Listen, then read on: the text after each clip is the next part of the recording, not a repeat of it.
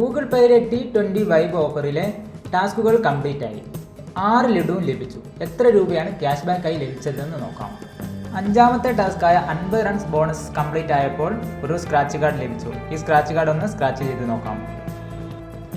50 രൂപ വരെ cash back ലഭിക്കുന്ന സ്ക്രാച്ച് കാർഡിൽ നിന്ന് 45 രൂപയാണ് ക്യാഷ് ബാക്കായി ലഭിച്ചത്.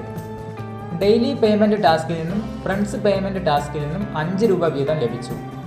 അവസാന ടാസ്ക് കംപ്ലീറ്റ് ആയപ്പോൾ 6ാമത്തെ ലഡുവും 2 സ്ക്രാച്ച് കാർഡും ലഭിച്ചു.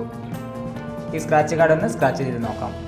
2001 രൂപ വരെയാണ് ക്യാഷ് ബാക്കായി ലഭിക്കുക. 963 രൂപയാണ് ക്യാഷ് ബാക്കായി ലഭിച്ചത്. ഇനി രണ്ടാമത്തെ സ്ക്രാച്ച് കാർഡ് സ്ക്രാച്ച് ചെയ്ത് നോക്കാം.